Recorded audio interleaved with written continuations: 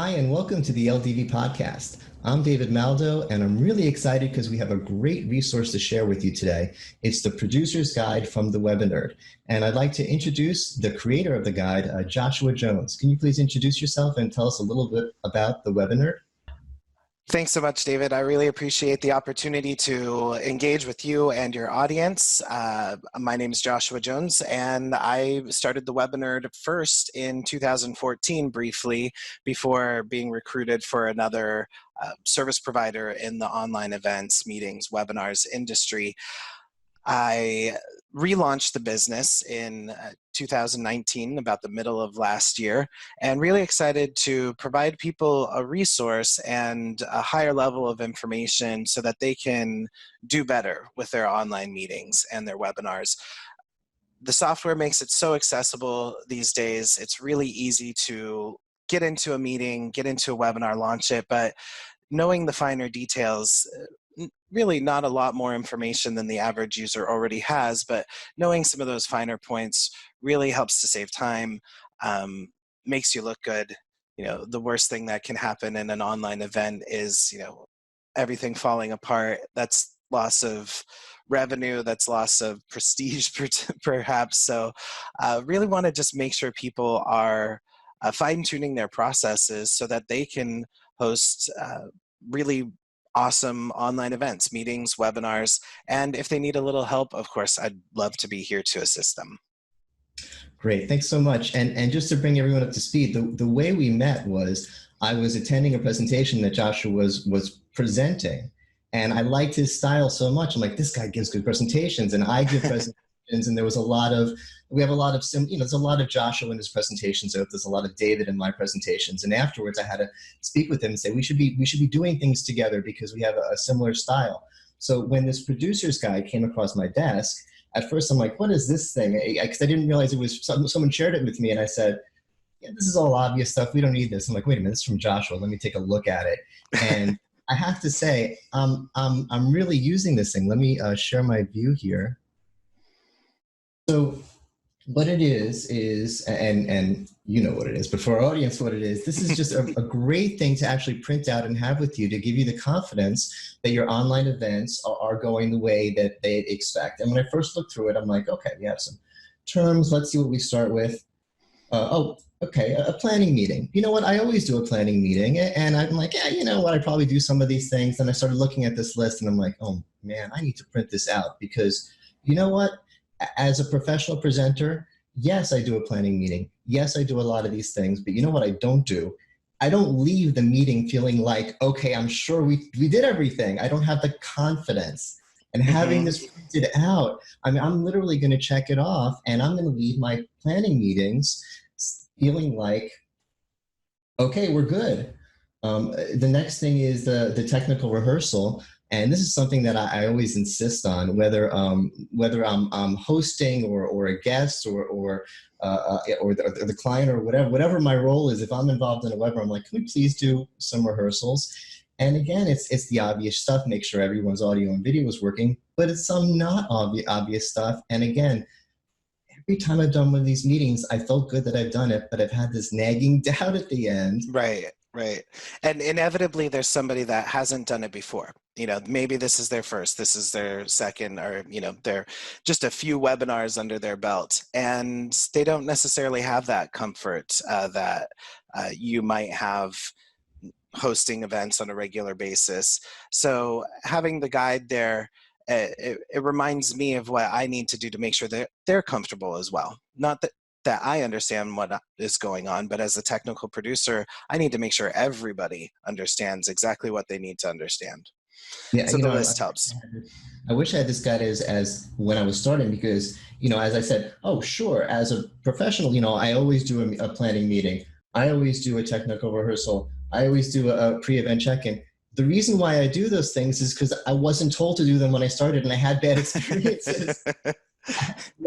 I didn't have Joshua here to tell me to do these things as a new presenter, and I learned through pain, and now I see that these things really are essential. And it's not just for professional presenters. Like you said at the beginning, this software makes it so easy now that anyone can be doing this. So if anyone is doing this, We want anyone to be able to look good doing it. Right. That means anybody really is doing it. But yeah, over the years working for providers, providing support to their customers through consulting and training services throughout my career, it's always been really important to me to kind of emphasize that organization around what needs to happen and be willing to make mistakes. Of course, you're going to make mistakes, but try to improve bit by bit as you go through, add something new in as you go through that helps you improve your processes. Helping colleagues learn how to do this type of work over the years, I would always look forward to the first time something really big went wrong for them. So that I could just be like, great, how's it feel? It's out of the way. Don't worry about it. Here's what you could have done to prevent it if that was even possible, work through it. But, we're going to make mistakes, but having this organization in place really helps to alleviate a lot of those errors. It all shakes out in the planning. Yeah, and that's another thing I love about today's webinars is that we've changed the expectations. It used to be the person doing a webinar is like an actor or actress, a professional presenter, and we expect them to really have all their lines perfect. And now, no, it's the subject matter expert. It's the person who has the information they need to share, and maybe they're not a great presenter, and maybe they fumble over their words, and maybe they mess up their slide deck, and it's okay.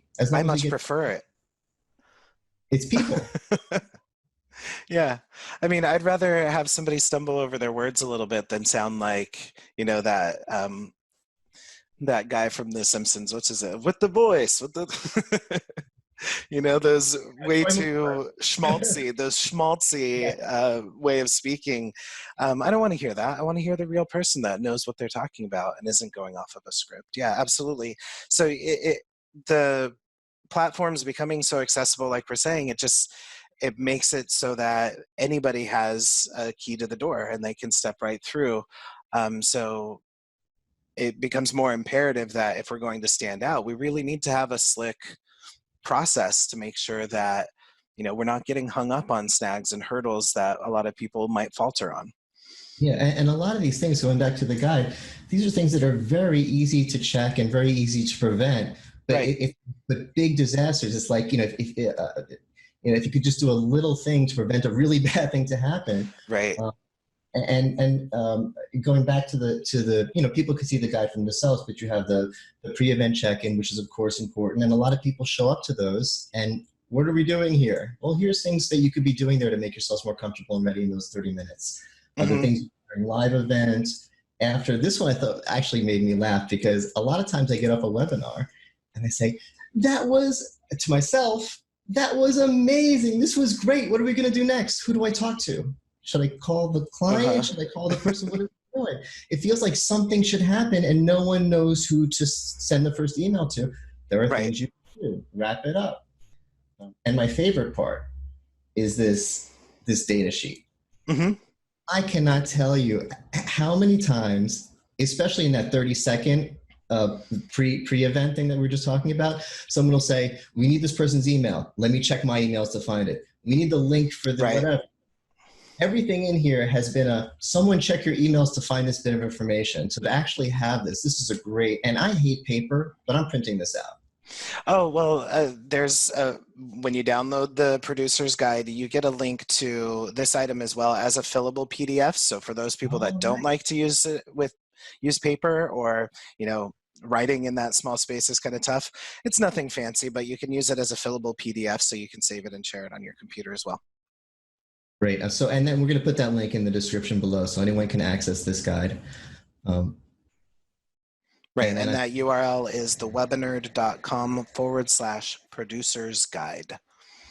Great. And it's amazing that you're offering this as a free service. You're just putting this guide out to the world. It's so much valuable information. But I think it's going to help a lot of people. There's a lot of people, like we said, who are going to be giving their first webinars or have been starting to do it for the last few months and want to get to that next level of doing them more professionally. Right. And I've had a couple people mention to me that, maybe you're giving too much away. Maybe you're giving too much of the secret sauce away. And I try to operate from a perspective of abundance. There are so many of us out here in this industry.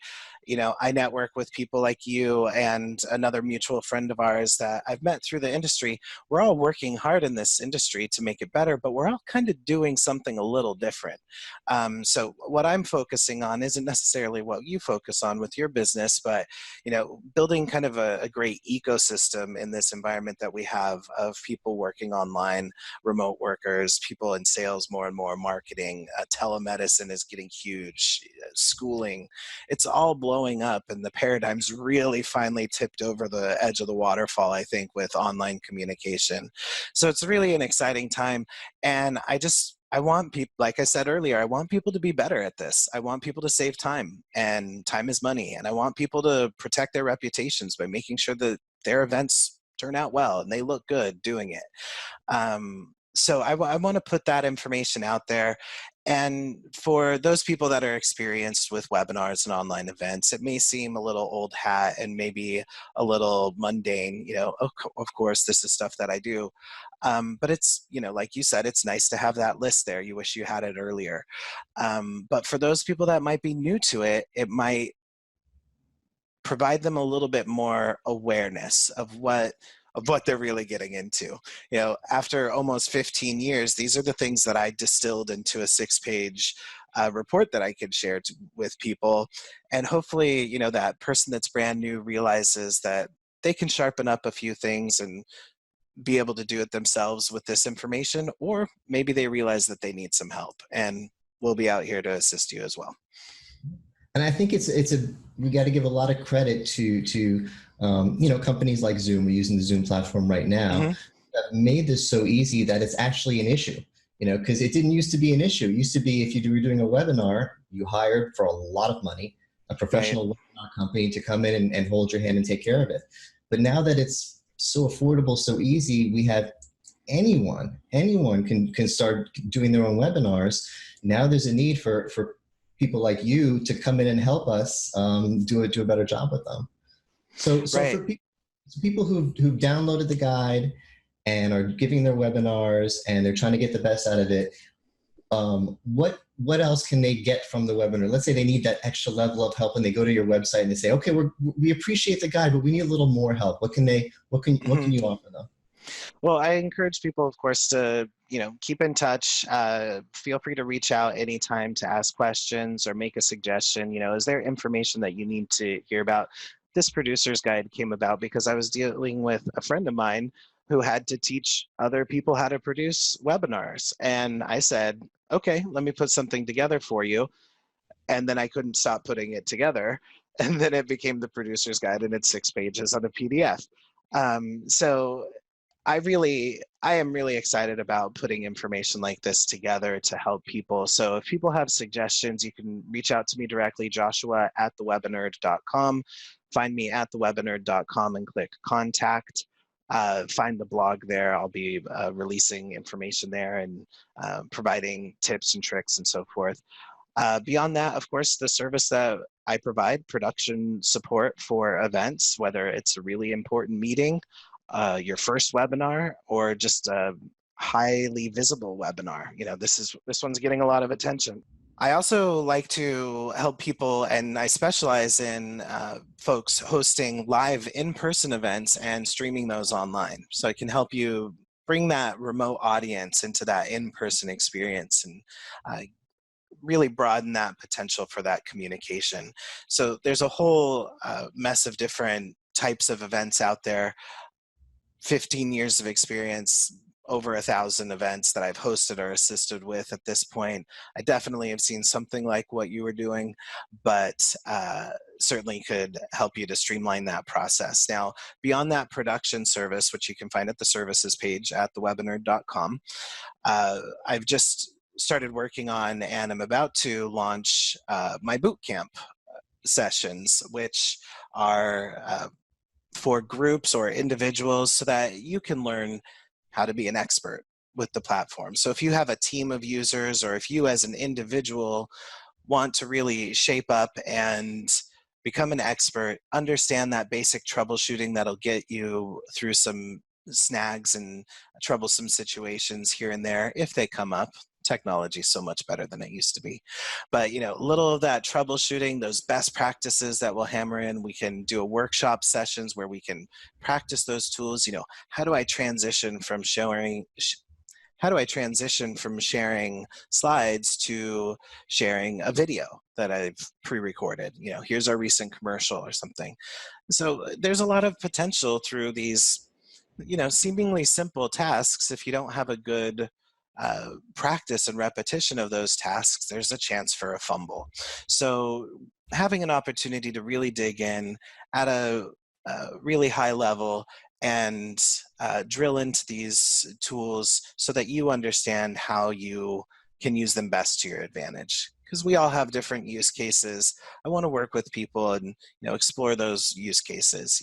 Are you an executive administrator, and are you scheduling meetings on behalf of somebody else and launching them all the time? And sometimes they don't show up. There's lots of different nuances between how different groups, sales versus marketing versus support, use video conferencing.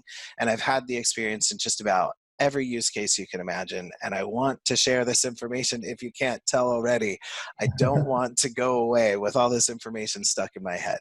So give me an opportunity to share with you. Just reach out, joshua@thewebinerd.com. Great. So from my understanding, it seems like there's the 3 levels of people doing webinars, and we got them all covered. The people who are just kind of dipping their toes, they could start with the guide. The people who have a big event and they want an expert to come in and manage it and do the hand-holding, you got that. And the people who are at the top level who want to become their own experts, they want to become their own Joshuas, your bootcamp will get them there. Yeah, exactly.